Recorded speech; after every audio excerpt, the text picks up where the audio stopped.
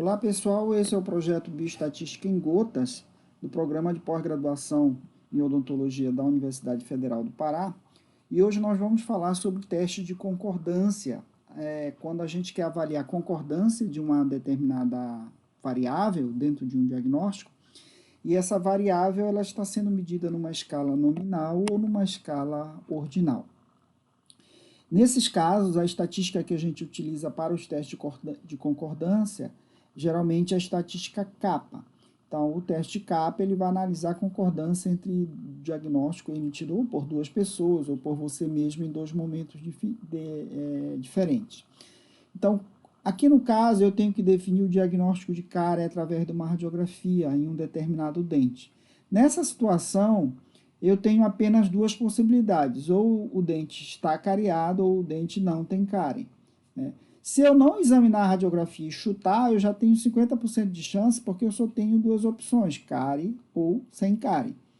Então, o coeficiente kappa, ele mede o grau de concordância além do esperado. Então, se a concordância já é de 50%, o kappa, para ele ser significativo, ele tem que passar desse 50%, né?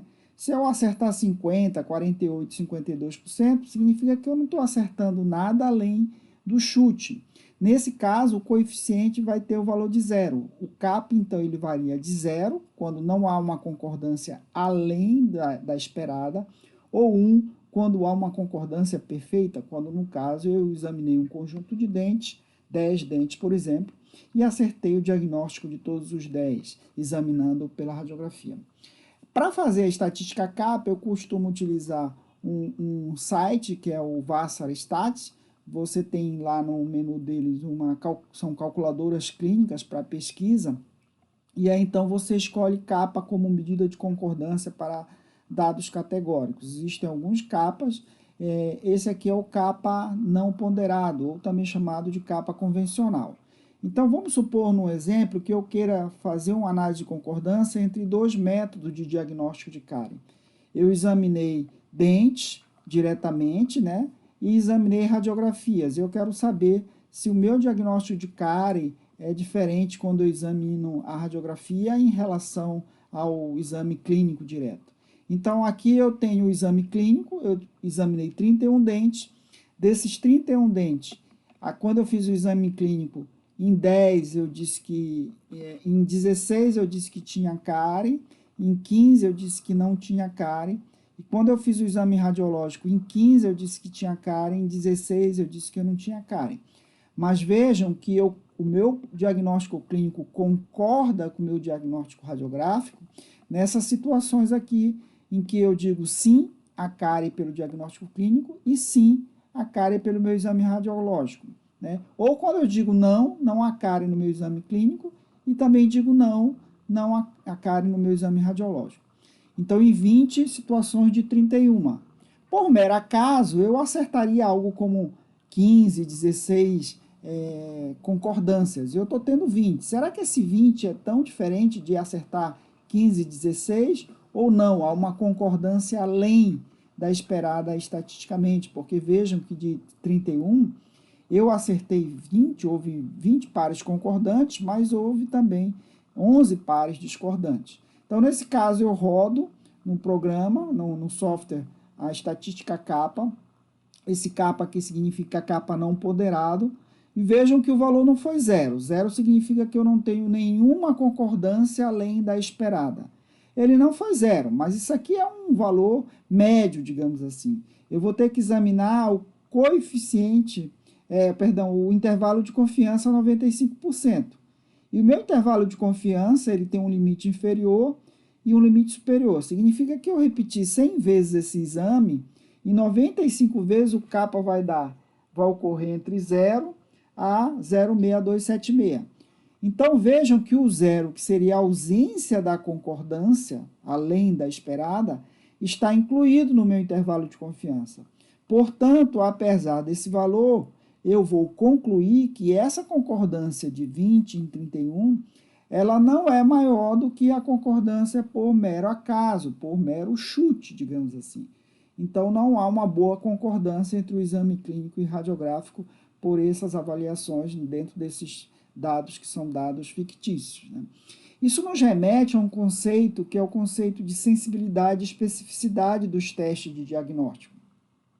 Então, eu estou fazendo uma avaliação, por exemplo, de uma determinada doença e o meu diagnóstico clínico definiu, né, através de que seria, por exemplo, o meu padrão ouro, que não necessariamente mas poderia ser, que eu tenho, entre 200 indivíduos examinados, eu tenho 149 doentes e 51 não doentes, né?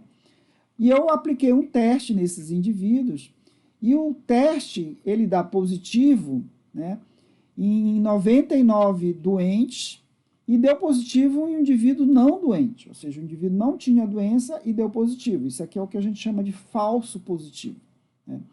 Quando o teste deu negativo, que isso ocorreu em 100 indivíduos, vejam que ele errou, né, em 50, porque aqui ele acertou. Ele disse não tem a doença e, de fato, o indivíduo não está doente. Mas aqui ele errou porque ele disse o indivíduo não tem a doença e o teste disse que o indivíduo não tem a doença e o indivíduo, de fato, está doente, né? Então, isso nos remete a dois conceitos, né, dentro dessa questão de concordância ou de erro de diagnóstico, que nós chamamos de sensibilidade e especificidade.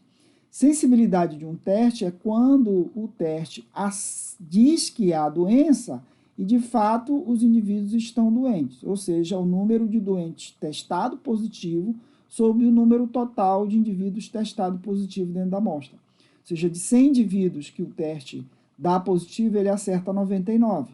Por outro lado, quando o teste dá negativo, de 100 indivíduos, ele só acerta a metade. Então, o teste tem 99% de sensibilidade, que é o verdadeiro positivo, e tem 50% de especificidade, que é o verdadeiro negativo. São conceitos muito comuns dentro dessa área de testes de diagnóstico. Numa outra situação também, numa variável medida no qualitativa, eu posso ter uma variável ordinal, no caso aqui, índice de placa bacteriana no dente, né? Então, eu vou criar um índice em que 0 é a ausência de placa, 1 seria 1/4 de placa, 2, metade do dente está corado por placa e 3, mais da metade do dente está corado por placa. Então, eu criei um índice, que é um índice medido numa escala ordinal. Vejam, agora, por chute, eu tenho 25% de chance de acertar sem até olhar o dente. Portanto, o meu kappa vai ser 0 se eu acertar até 25% do meu diagnóstico ou algo próximo dele, né? À medida que eu vou acertando mais dos diagnósticos, eu tenho 100% de acerto. O que é interessante do kappa ponderado é que ele pondera que se eu errar de 0 para 1, esse erro é menor do que eu errar de 0 para 3, por exemplo. Então, se eu disser que o paciente tem um pouco de placa, e quando ele não tem, é menos grave do que se eu disser que ele está com o dente todo com placa bacteriana.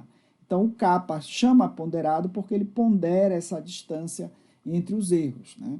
Então, no exemplo aqui, olha, vamos supor que eu convidei 2 pessoas para fazer o diagnóstico de um conjunto de 57 dentes. E essa pessoa aqui, ela deu os scores dela, ela foi lá e examinou os pacientes, e a Maria foi e examinou os pacientes também, os dentes, perdão, né? E vejo então que quando a Maria deu 0, não tem placa, a MIC também deu 0 em 10 indivíduos. Isso é concordância. Nessa diagonal vão estar todas as concordâncias, ó, 3 com 3, 2 com 2 e 1 com 1. Tá?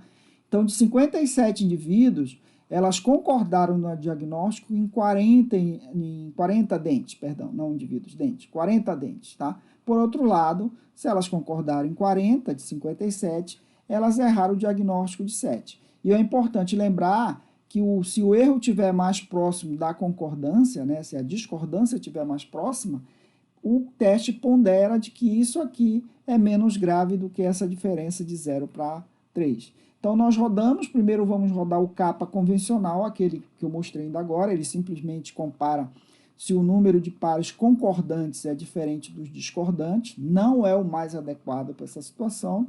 E vejo que o valor de kappa foi de 0,60. Lembre-se que kappa vai de 0 a 1, né? E o intervalo de confiança, 95%, mostra que o 0 não está contido. Portanto, essa concordância de 40 em 51, ela é maior que esperada. Mas o capa ideal é o capa com ponderação, né? O capa ponderado.